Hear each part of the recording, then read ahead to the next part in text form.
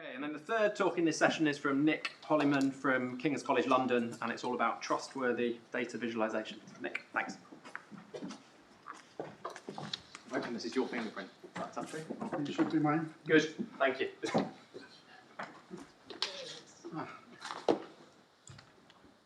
Thank you for having me.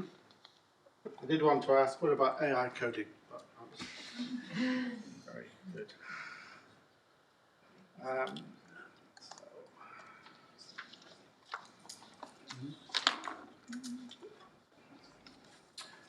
So, yeah, I wasn't really sure what to talk about today. I could talk about this for hours, but I won't. I'd say my work in the area of modelling and visualization at all began in 2018. DSTL started a couple of workshops on command decision making with uncertainty. We sat in London for a week in 2018 and 2019, working with others, including the British Army, on how you make command decisions with uncertainty involved.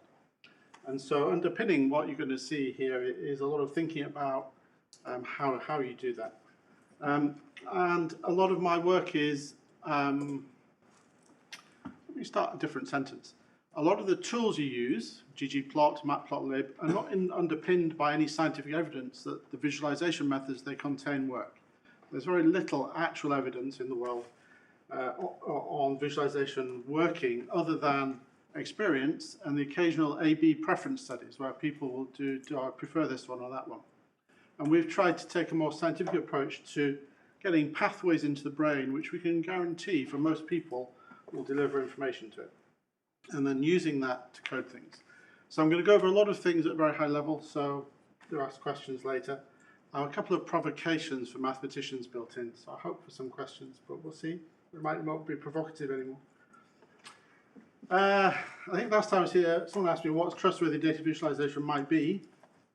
I don't have time to talk about this a lot, but data from trusted sources, which includes its limitations and its uncertainties. Evidenced methods, some kind of evidence that the visualization methods you use are working, and I have a suggestion for a book to read at the very end. Visualizations have been validated. We now have tools to validate whether a visualization works. I don't want to embarrass anybody, but a couple of visualizations I saw this morning would not pass through those tools and come out with a positive outcome. And really, when you create a visualization, what you want it to be for you is effective as an advocate. You want it to go out in the world and talk about your work accurately to people. And that's quite a difficult thing to do. You have to frame it, create a factful message to do that. So I will briefly talk about Visent, which is a set of tools for producing visualizations designed for command decision makers that we have validated and tested across the world. It's based on information theory, and I only put this slide up to say there's a little tiny thing that says mapping with the green box around it. That's what most people think visualization is, but there's a whole information pipeline flowing from data into the mind, through which the information is transformed in different ways. We work across this, just as one example of a project I won't talk about, at the far end in the mind, looking at the effect of aging on your visual cognition. And we know after the age of 22, it's all downhill. So I don't know if there's anyone under the age of 22 in the room, but sadly, it's not going that well for us all. Luckily, in certain areas, you actually get better with age, but we can't talk about that, we haven't got time. Visent itself, we came up with this idea of using shape to convey information alongside colour. These are parallel channels into the brain, so they're separate and can convey separate information. And we tested these sets of shapes in trials in Australia, Switzerland, UK, and online. And we know that people can distinguish these really reliably, over 90% of the time, as different values of some kind. We put them in order very, very well. You have to read the papers to learn more, or look at the software tools. There's lots of examples. You can follow the link there in the QR code if you like. And we've applied those in different ways. So here's an example in European heatwave last year. These are cities across Europe with population greater than 1 million. Maybe going fast enough. Colours representing the temperature. Shape is representing the difference in the 20-year mean. So Tripoli at the bottom has the highest difference from 20-year mean, and the UK was under the 20-year mean at less than 3.3 degrees below its mean. We're trying to get that second layer of information to visualizations in a way which you can quickly and easily pick up. I would say trying because we're at the beginnings of trying to understand if this works, and we're looking for a lot more examples to work with as we go. So, command decision making with uncertainty. Going back in time to the first DSTL workshop, we were talking to statisticians, possibly like yourselves, who were insistent that you have to present distributions to people, because otherwise how could they understand the statistics? I'm going to show you some very new results. I'm not going to try and support them very much, I'll just show you them and you can think about them.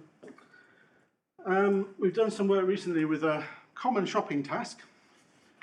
We chose this after a lot of searching because it's a place where people see distributions in real life, which you don't normally see very often.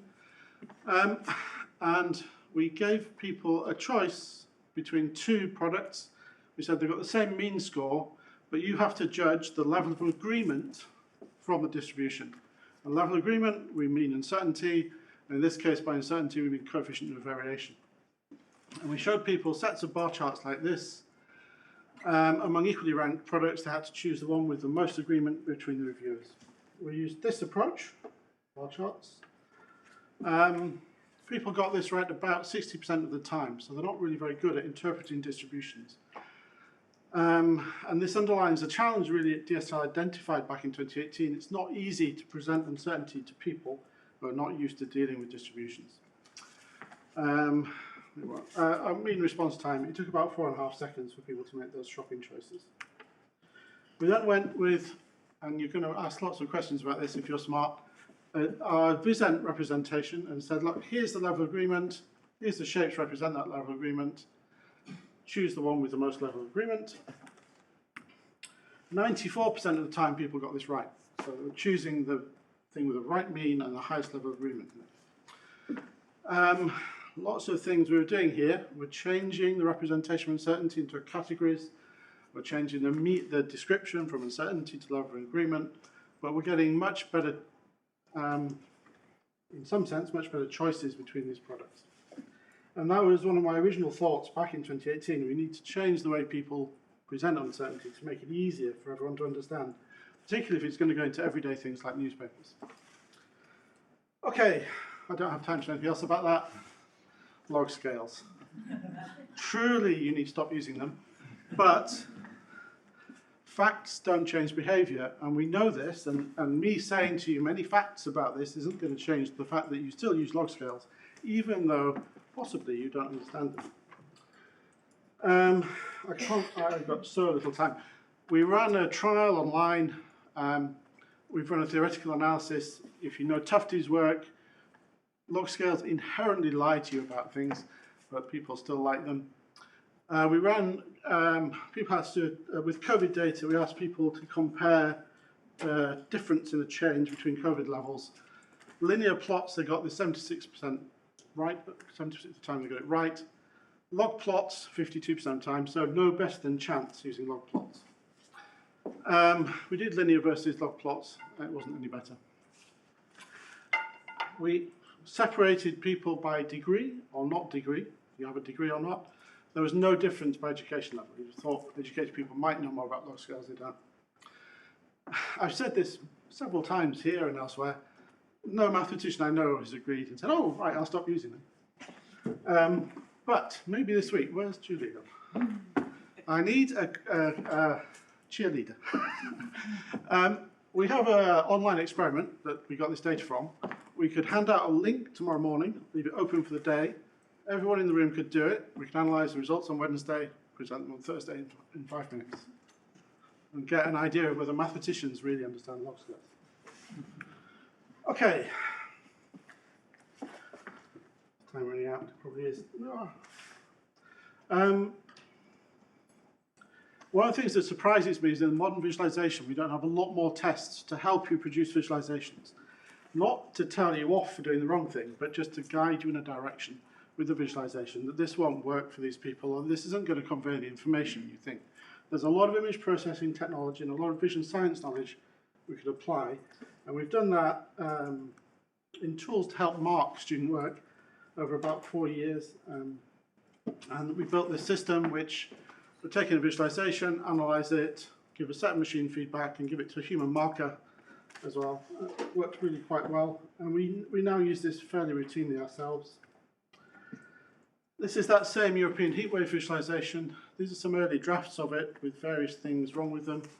One of the things wrong with this one, I think you might see in a second, is the contrast in the background is too high, which washes out the glyphs that we really want you to attend to. It actually passes the colour vision analysis. We can analyse it for all the different types of colour deficiency and also whether it'll work in monochrome, which it does nicely. It also comes out quite well against people's colour preference scores and against colour fullness, which relates to memorability. So it actually does quite well on colour. This isn't, as far as I know, widely used, but instead people try and invent colour palettes which are colour vision safe. This almost never works well. And these tools are just free online, so you should be able to use them. We do saliency analysis. What you really want here is all the glyphs to really stand out. The background was a bit too contrasty, and that meant the glyphs were a bit subdued. The keys always stand out because they're usually quite strong. So we ended up doing this, which passes the saliency and colour vision testing. And we built a short film from these. So there you go. There's a whole set of tools that you can apply to visualizations with a bit of effort, probably from the visualization community. Okay, I must be very close to nearly the end. What can we do to help people do better data visualization? We can use evidence from vision science. There's a lot of it, and it's not used very well in data visualization. We could build tools based on it, and that could help you convey things that you would know, at least in some sense, would convey your message to people accurately. And we can update these as new tools are produced.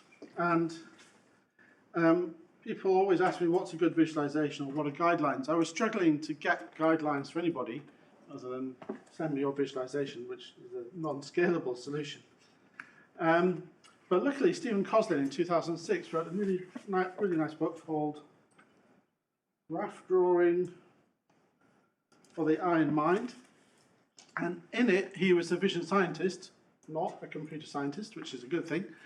And in it, he came up with these 8 things which he said you should do. I don't totally agree with all of them, and we would add to them if it was us, but his advice is stick to a small, relevant quantity of knowledge.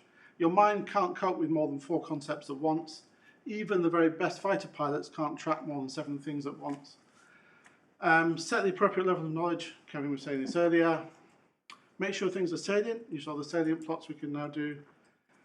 Make sure things are discriminable and separable. A number of plots where there's a tiny colour difference or brightness difference between very significant values that you see is rather sad.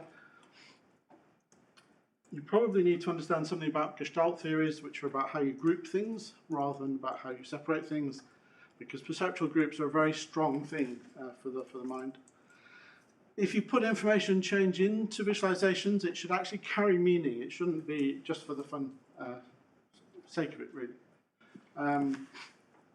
The more compatible that your change is with meaning, the better. If a thing goes up, that should mean more. If it goes down, it should mean less. You didn't notice earlier in our scales, because I didn't point it out, but some of our scales on the heap of Europe plot went down instead of up. We flipped those around in the final plots. And finally, fits human capacity. We know it's easy to think of it like this. People are very, very lazy. We're all very lazy. Our mind doesn't want to expend cognitive effort if it can help it. Don't put more than 4 things on a plot. There was an example earlier of about 8, plus 1,600 other things. And don't force people to do really long visual searches to understand what's there. Make it really clear.